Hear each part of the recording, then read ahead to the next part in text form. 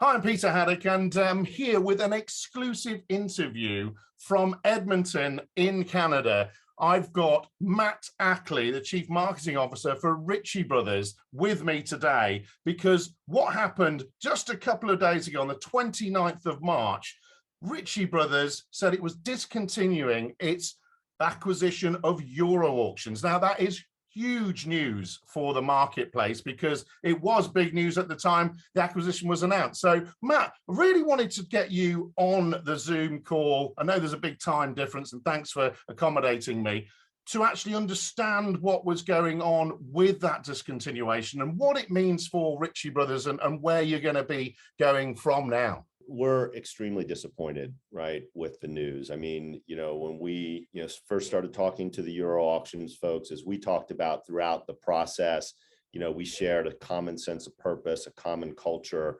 Unfortunately, the CMA, or the Competition Market Authority in the UK, in our view, took a very narrow view of our respective businesses. So when they looked at what they call the market, right, they looked at it as, hey, your market is just the market for live auction services in the UK for construction equipment. Now, throughout, the past 4, 5, 6 years at Ritchie Bros and even on the Euro auction side, I think, as as we've discussed in the past, we view the market that we participate in very much differently. It's much broader market, right? We view basically the market being a $300 billion plus global market for buying and selling of used equipment. And as we've talked about for years, the buying and selling of used equipment takes place in many different ways, right? It's done through classified listings, it's done through private sales, it's done through auctions, it's done through online marketplaces, it's done through trade-ins.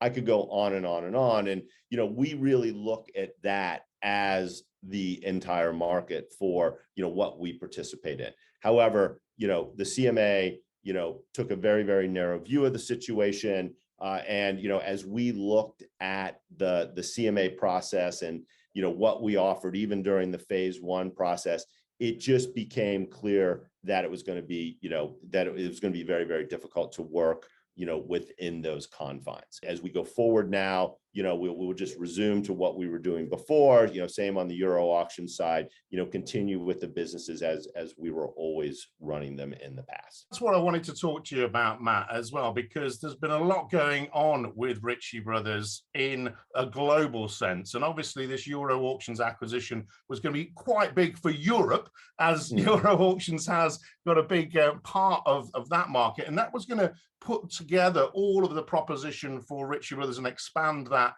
proposition as well. But you have been doing things that have transformed the business over the last few years in particular. And that's that kind of integration of services that you've put together with Rouse and recently with SmartEquip. And obviously people do know you for the marketplace, but Mascus is a really big part of Ritchie Bros as well. So how is the new sort of approach from Ritchie Bros post this discontinuation going to push forward? Very, very strong focus on building our, international business. And I think when you look at, some of the things we've done recently, right, as you mentioned, Rouse and SmartEquip. SmartEquip has customers in Europe. Rouse is beginning to build their customer base in Europe. So we continue to look forward to beginning to integrate that. And once again, if you remember what we talked about during the acquisition, is how do we offer that ultimate experience to our customers, not only when they're just selling equipment, but also when they're managing their equipment or operating their equipment and need to understand how to maximize that value on a day-to-day basis. So we'll start to bring those services to bear more and more. You also made an interesting analogy with Mascus. Mascus is a brand over there that, once again, we own. It's strong in the listing space. It allows people to, and we know people want to do this. It allows people to sell equipment on their own. You can go in and you can advertise the equipment for sale. Buyers will contact you directly. We feel that's, once again, an important part of the used equipment space. We will continue to promote that brand and leverage that brand and further integrate that brand into everything we do. We will continue to leverage these services to continually, once again, try to expand our footprint in this bigger used equipment marketplace, and specifically in Europe and beyond in the rest of international as well. You've also got sites, existing sites across the region and across the globe where you can add more facilities. So as you well know, I visit quite often the Ritchie Bros UK site, and that is still in that progression of building that site out. And, you know, the final phase of that is potentially a big workshop facility as well. What's that look like now? Now you're able to sort of look at your resources available and where you want to get that organic growth and invest. You know, one new area of investment for us, in addition to some of the things we mentioned before about the services, Rouse and SmartEquip, so on, is actually us investing in more yards. And we have seen this play out. We actually started this effort, testing this effort in the international part of our business. So in Australia, and actually very much in France, where we've added 3 or 4 new yards. We remained open, right, all throughout COVID. Now, we moved bidding online and online only in Europe and in the rest of international, but our sites were still open. People came to our sites to drop off equipment, and people came to our sites to inspect and buy equipment.